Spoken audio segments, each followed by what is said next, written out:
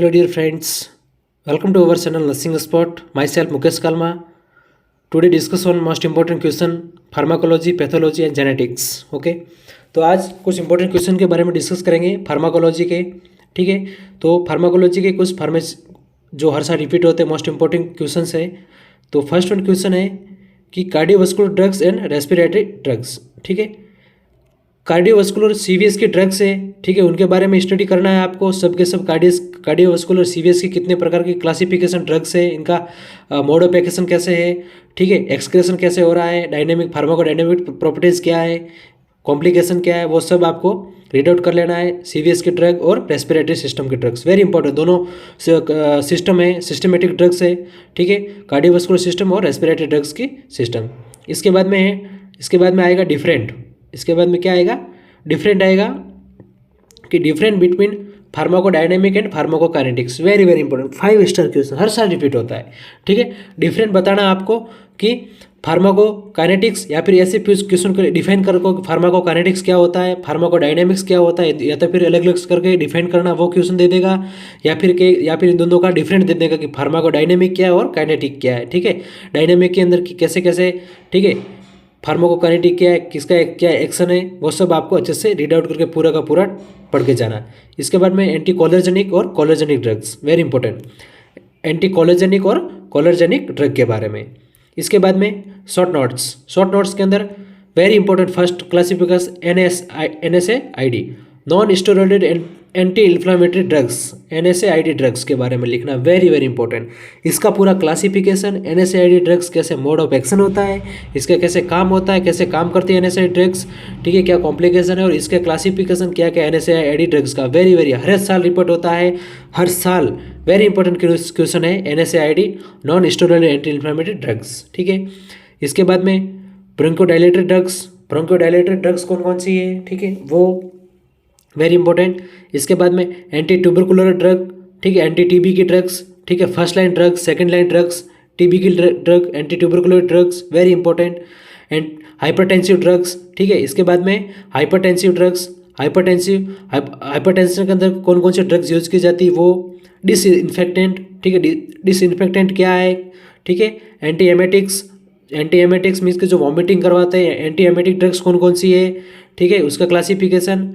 And anti acid क्या है वो. इसके बाद में पेनिसिलिन, वेरी इंपॉर्टेंट, पेनिसिलिन का पूरा क्लासिफिकेशन वगैरह. पेनिसिलिन फर्स्ट डिस्कवर्ड एंटीबायोटिक है, तो पेनिसिलिन के बारे में पूरा अच्छे से आपको रीड आउट करके जाना है, डिस्कस करके जाना है. इसके बाद में कीमोथेरेपी क्या होती है, और टेराटोजेनिक इफेक्ट ऑफ ड्रग. ठीक है, टेराटोजेनिक इफेक्ट ऑफ ड्रग कि ड्रग का टेराटोजेनिक इफेक्ट क्या होता है, कैसे होता है, वो पूरा का पूरा.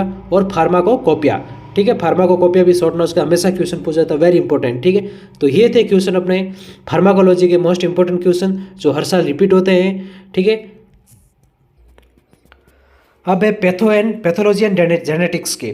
पैथोलॉजी और जेनेटिक्स के कुछ मोस्ट इंपॉर्टेंट क्वेश्चन है. तो इसके अंदर फर्स्ट है कि different between malignant and benign growth, कि मैलिग्नेंट क्या है और बेनिंग क्या है. ठीक है, एक तो कैंसरस हो जाए और एक नॉन कैंसरस है, इनकी ग्रोथ कैसे होती है और इनके अंदर डिफरेंट क्या है. वेरी इंपॉर्टेंट, हर साल क्वेश्चन रिपीट होता है और इस बार भी आने की बहुत संभावना है, मैलिग्नेंट एंड बेनिंग ग्रोथ.